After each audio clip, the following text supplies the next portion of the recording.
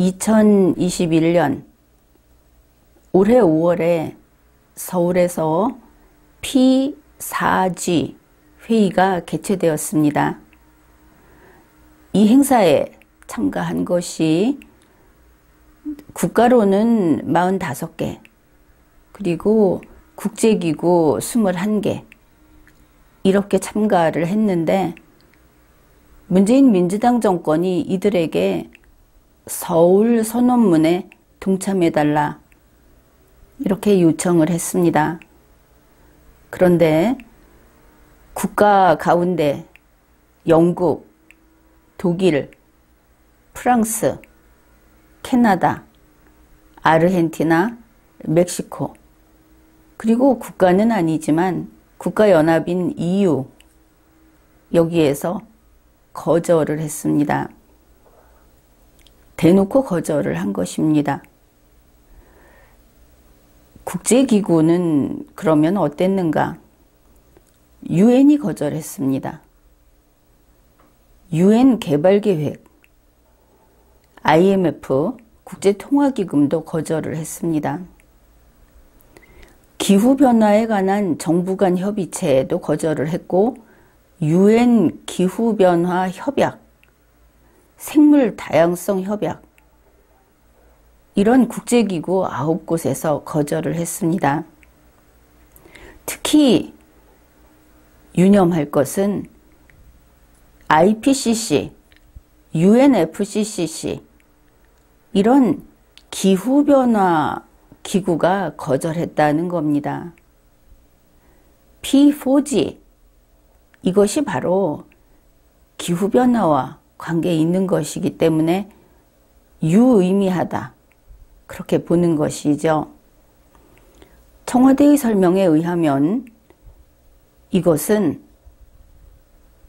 여기의 그 서울 선언문이라고 하는 것은 기후 위기를 극복하기 위해서 국제사회가 이것을 실천하자, 그런 내용을 담은 문서라고 합니다.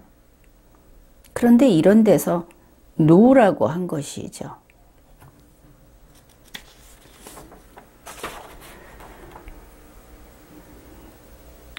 그런데 이 행사에는 그러니까 참가한 곳을 대상으로 한 것입니다. 그럼에도 불구하고 P4G 행사에는 참가하고 문재인 민주당의 서울 선언문에는 노라고 한 이런 이례적인 일이 벌어졌다. 이것이 뉴스로 나왔습니다. 이와 관련해서 문재인 민주당 정부의 관계자가 이렇게 말을 했습니다.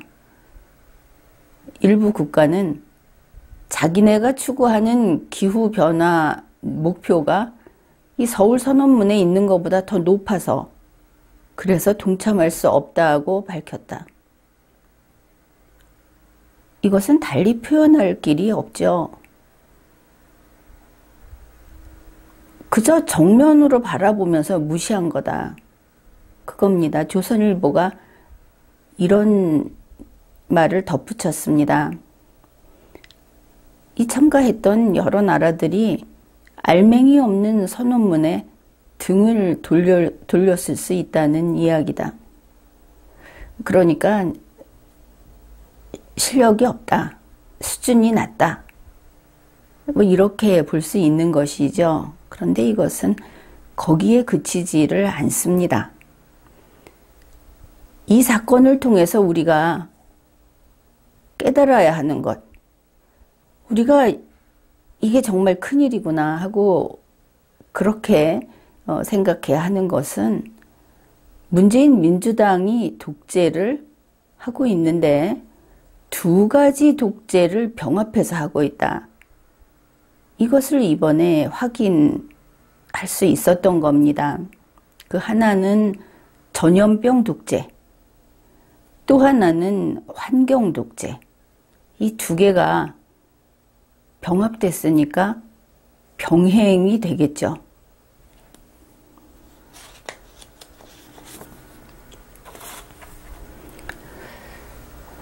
지금 청와대에 보면 바로 이 P4G 서울 녹색미래정상회의 서울선언문이라는 것의 전문을 게시해 놓고 있습니다.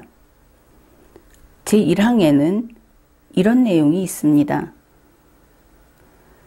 결국 핵심적인 것만을 읽어보면 문재인 청와대, 문재인 민주당 정권의 서울선언문, 그게 이렇습니다. 우리는 기후위기를 시급한 국제적 위협으로 간주한다. 글쎄, 이것이 중대하다면 모르겠는데 시급하다고 한다면은 거의 테러, 그런 식으로 취급하겠다는 것을 알 수 있는 것이죠. 아주 특이한 시각을 가지고 있다. 그 다음 내용이 이렇습니다.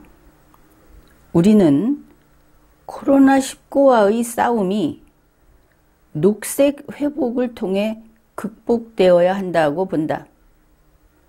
이 대목에서 국민 여러분은 이거 이제 더 이상 두고 볼 수 없구나, 이런 생각을 할 겁니다.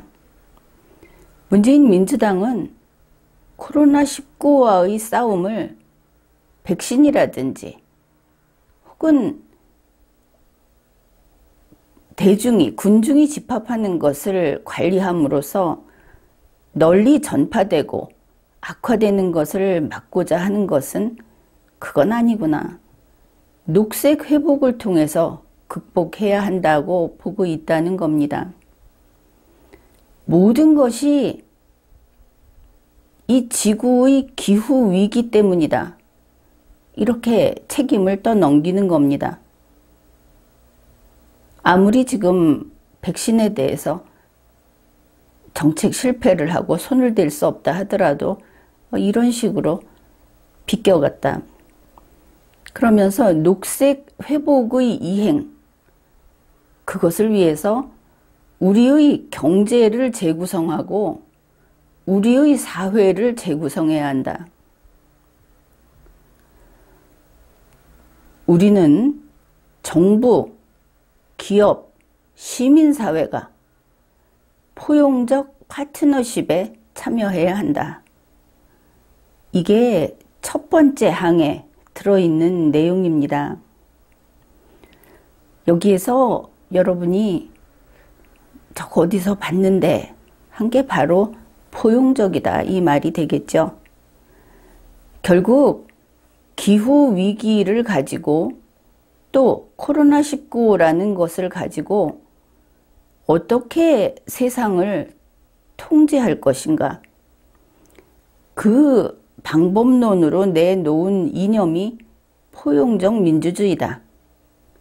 이 포용적 민주주의는 리마연의 유튜브 방송도 많이 있고 또 새로운 정치조직 리마연의 보고서, 거기에서 상세히 설명을 해 놓았습니다.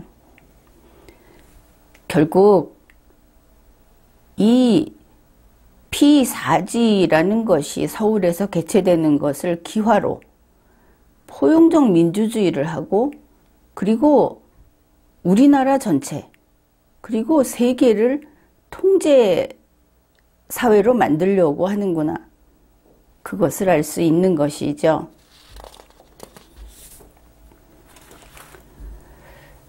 문재인 민주당에서, 그리고 문재인 씨가 항상 외치는 것이 위기를 기회로, 이것입니다. 여기에서 위기는 기후위기, 코로나19 위기, 이렇게 될 것이고, 여기에서 기회는 포용적 민주주의, 그리고 우리의 지금까지 현재 대한민국의 뼈대가 되고 있는 경제, 그리고 사회, 이것을 철거한 다음에 재구성하겠다, 이것을 알 수 있습니다. P4G 서울선언문이라고 하는 것은 파리 협정에 숟가락 올린 것에 불과합니다. 숟가락 올린 것이기 때문에 세계 여러 나라와 국제기구에 외면당한 것이죠. 그러나 한국의 경우는 사정이 다릅니다. 외면할 수 없는, 우리가 직접 철거당하고 재구성당하는 당사자이기 때문입니다. 문재인 민주당은 한국을 착한 공산경제, 착한 마을국가로 만드는데 이 파리협정을 이용하려고 하고 있다. 그것을 알아야 하는 것입니다.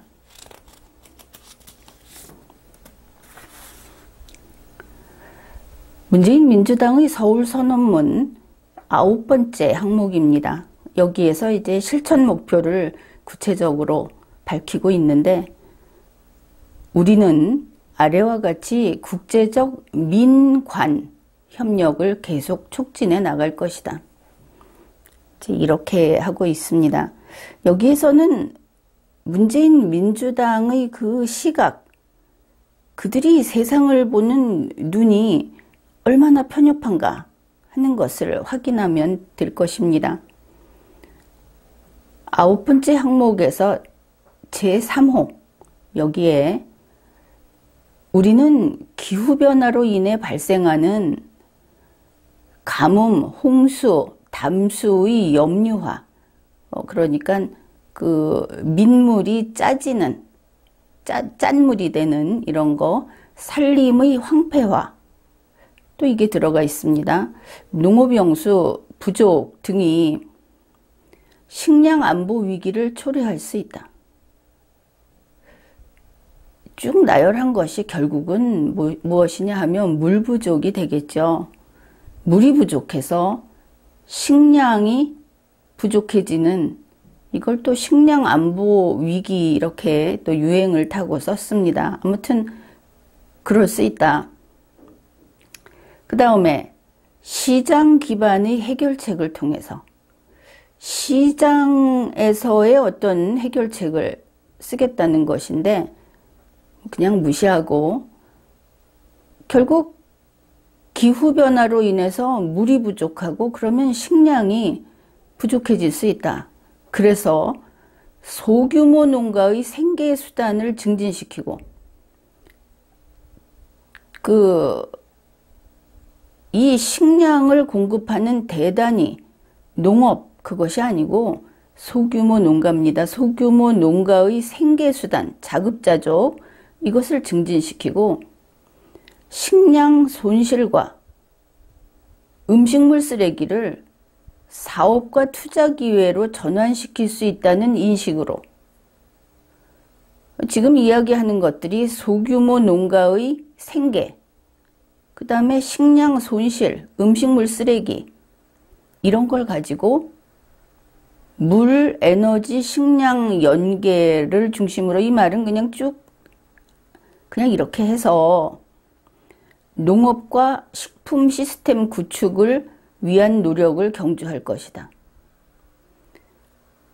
이게 이제 국제회의에서 선언문을 만들면서 내놓은 겁니다. 물이 부족해지고 또 식량이 부족해질 수 있으니까 소규모 농가에서 먹고 살 생계수단이니까 먹고 굶어 죽지 않을 수 있게 하고, 또 음식물 쓰레기를 갖고 사업을 할 수 있게 하고, 그걸 가지고 식량 안보 위기를 막을 수 있다는 이야기인데,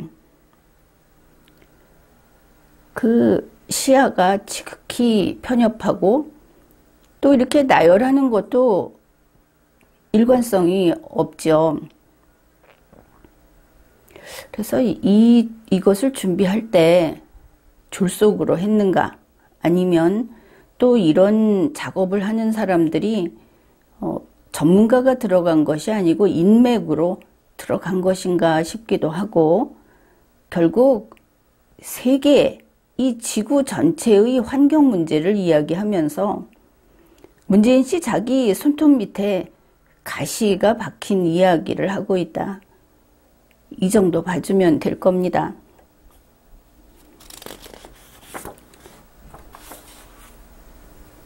어떻게 하겠다 하는데 이제 5번째입니다. 여기에서는 제법 전문적인 이야기도 있으니까 좀 더 집중을 하기로 합시다. 우리는 문재인 민주당 정권은 왜냐하면은 피사지에 온 사람들은 여기에 동의하지 않았으니까 우리는 사용된 자원이 폐기되지 않고 사용된 자원이면은 남는 게 아마도 찌꺼기, 쓰레기 이렇게 되겠죠. 그런데 이제 그것이 껌이라면 단물을 다 빼먹지 않고 나온 다 씹은 껌이 될 수도 있지 않겠습니까? 그것이 폐기되지 않고 가치사슬 전반에 걸쳐서 경제에 재투입되는, 그러니까 한 번 쓰고 나온 것, 찌꺼기를 경제에 재투입한다는 겁니다. 그런데 가치사슬 전반에 걸쳐서 빠짐없이 이렇게 보면 되겠죠. 이런 순환경제 모델을 만들겠다. 그걸 넓히겠다. 그러기 위해서 국제협력을 강화하겠다. 아무튼 그렇게 하겠답니다. 그리고 이것을 통해서 제로 웨이스트 사회로의 전환을 촉진하겠다. 이제 또 하나 들고 나왔습니다. 예전에 무슨 소득주도 성장 또 뭐 이런저런 이야기를 했었는데 지금 들고 나온 것이 제로 웨이스트 사회로의 전환이라는 것입니다. 이 웨이스트는 쓰레기죠. 제로 웨이스트라는 것은 쓰레기가 제로가 된다. 그러니까 원래 그렇다기보다는 아직 사용 가치가 있으면 쓰레기 전 단계 아닙니까? 그렇게 계속 할 수 있는 한 사용하겠다 하는 것이 제로 웨이스트라고 할 겁니다. 그런데 문재인 민주당 정권은 한다면 합니다. 이거 하겠다. 이것을 물려받고 있는 것이 지금 문재인 민주당의 이재명 후보, 이낙연 후보 다 받아서 간다는 것이죠.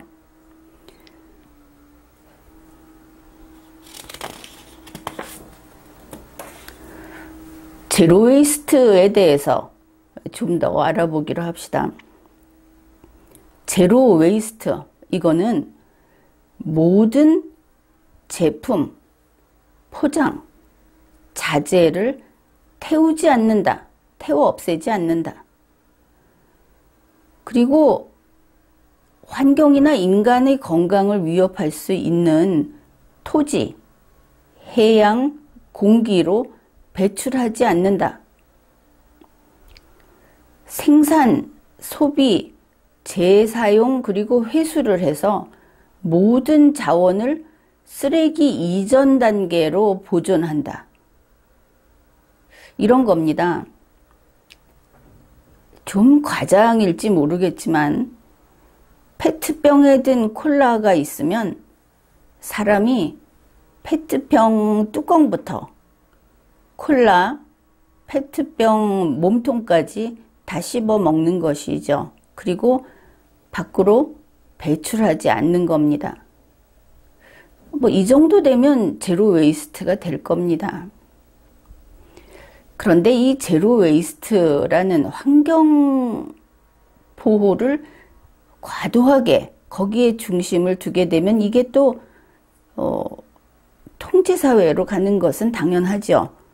무슨 결백주의, 결벽주의 이런 사람들, 또 순수 채식주의자가 채식을 하지 않는 혼합식이나 육류를 먹는 사람을 무슨 살생자, 살인, 생명을 살해하는 자 이렇게 공격을 하듯이 완벽하게 이것을 추구하게 되면 문제가 생깁니다. 이게 이제 어떤 특정 이념으로 흐르게 되는 겁니다. 제로 웨이스트 이데올로기라는 것이 바로 그것입니다. 제로 웨이스트 이론, 이렇게 좀 노력을 해볼까? 한 3%만 해보자. 이런 것은 각자가 여기에 동의해서, 각 기업이 동의해서 할 수 있는 건데, 문재인 민주당처럼 정권이, 국가가 공권력을 가지고 이것을 하겠다고 했을 때는 이게 이데올로기로 넘어갑니다. 그러면 제로 웨이스트가 이데올로기로 됐을 때는 어떤 모습을 보이게 되는가? 제로 웨이스트는 낭비가 없는 사회를 목표로 합니다. 낭비해서는 안 된다.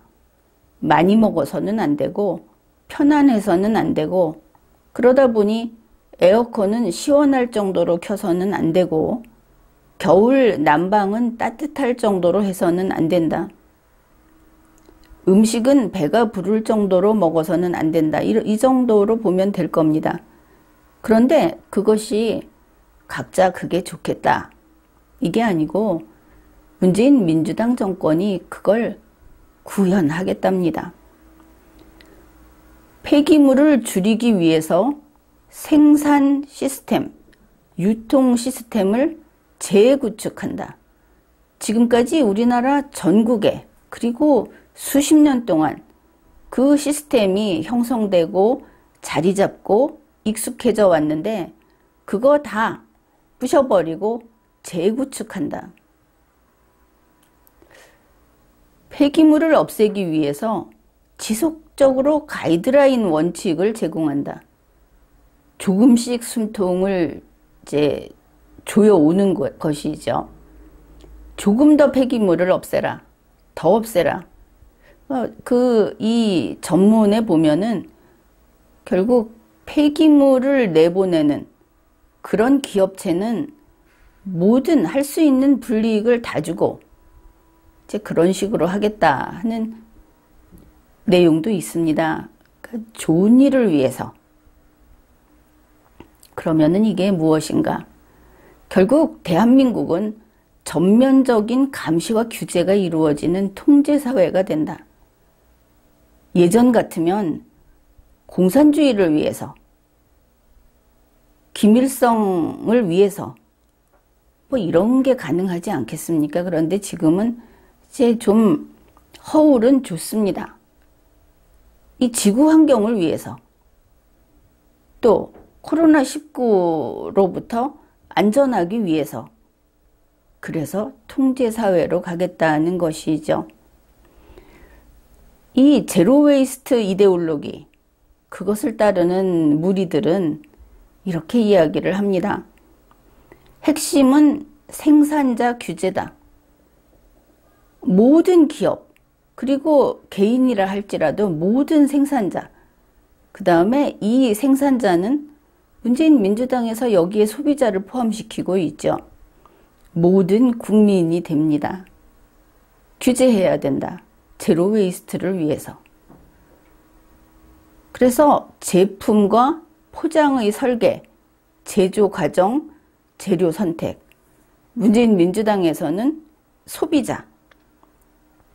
제품을 소비하고 그리고 남는 쓰레기를 관리하는 것까지 규제하기 위해서 강력한 정부의 통제가 필요하다.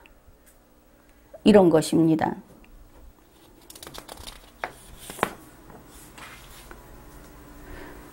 그러면은 이 제로 웨이스트라고 하는 것이 이런 식으로 국가 공권력이 강행할 만한 것인가? 이게 세계 여러 나라에서는 이것을 정책으로 국가를 재구성하겠다 하는 이데올로기로 받아들이는 정신 나간 짓은 하지 않습니다. 지난해 4월 26일 가디언지에서 이 제로 웨이스트의 현실적인 한계에 대해서 보도를 했습니다. 거기에 나온 내용을 일부 소개하겠습니다. 오늘날 우리가 살고 있는 환경은 어느 나라 한 곳에 폐쇄된 것이 아니고 이미 우리가 살고 있는 세상 자체가 전 지구가 한 통이 된 세계화된 세상이다. 여기에서 선형경제가 단연코 지배적인 모델이다. 이것은 테이크, 메이크, 그리고 컨숨, 소비한다, throw-away, 결국은 쓰레기를 버린다 하는 이런 패턴을 따른다. 이렇게 하다 보니까 쓰레기는 쌓이고 쓰레기는 늘어나고, 그러다 보니 그 쓰레기 자체만이 아니고 그것으로 인해서 오염이 증가하고, 이런 것이 점점 더 폭넓게 이루어지고 있다. 발생하고 있다. 네덜란드의 서클 이코노미라는 데에서 내놓은 자료에 따르면 매년 약 1000억 톤의 광물, 화석연료, 금속, 바이오매스 이런 게 이제 우리가 사는 세상에 떨어져 나온다, 버려진다. 그 중에 현재는 8.6%만 재활용이 되고 있다. 그것도 2018년 이후 뉴스가 나오는 2020년까지는 그것도 더 줄어들었다. 이제 쓰레기의 문제점은 누구나 알고 있죠. 그런 이야기를 했습니다. 이제 그러면은 이 쓰레기를 재활용하면 되지 않느냐? 왜 저렇게 조금밖에 재활용하지 않느냐? 문재인 민주당 정권은 이제 완벽하게 재활용을 하겠다. 제로 웨이스트 이데올로기를 지금 독재의 수단으로 들고 나왔다. 이것을 알 수 있죠. 그런데 제로 웨이스트, 그러니까 제로 웨이스트라고 하는 것은 문제제기입니다. 사람들을 각성시키기 위해서. 그런데 문재인 민주당 정권은 정말 쓰레기 제로를 채택을 한 것이죠. 왜 그게 안 되는가? 재활용되는 재료는 대부분 원래 재료보다 더 낮은 품질의 어떤 것을 만드는데 활용이 된다. 그것이 다운 사이클링 이렇게 되는 것이다. 그 타이어를 처음 만들었을 때 타이어의 가치, 그 용도, 그것이 나중에 폐타이어를 가지고 다른데 어디 쓰게 되면 애초에 그거 하려고 타이어 만든 것이 아니죠. 우리가 잘 알고 있는 내용입니다. 그런데 문제는 재활용한 폐기물을 재활용해서 그 자체가 품질이 낮아지고 그것을 써서 만드는 것은 더 등급이 낮은 그런 그 물건을 만드는데 쓰게 된다. 당연히 그렇습니다. 재활용해서 이 폐기물을 가지고 재활용해서 쓰는 것이 원래 그 만들려고 하는 제품에 들어가는 재료를 썼을 때보다 등급이 낮아지죠. 제품의 수명도 당연히 더 짧습니다. 그러면 임시방편으로 그렇게 쓸 수도 있다. 이렇게 생각을 할 텐데, 그런데 폐기물을 재활용하는 것이 공짜가 아니다 하는 것입니다. 그 재활용 과정에 새로운 에너지가 또 투입돼야 하고, 이렇게 해서 새 제품을 만들 때, 그러니까 헌 재료로 또 다른 제품을 만들 때 환경 오염 물질이 더 많이 배출된다.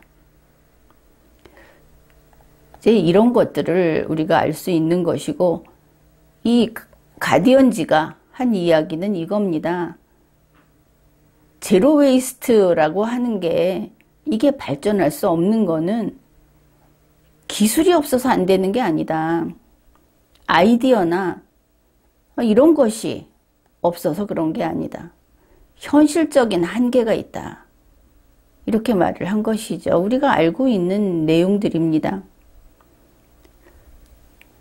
여기에서 문재인 민주당이 2021년 5월에 또 서울선언문이라는 걸 가지고 파리협정에 숟가락을 얹으면서 자기들의 그 전염병 독재, 거기에 환경 독재를 하나 더해서 이게 또 우리가 앞으로 먹고 살 그런 터전이다.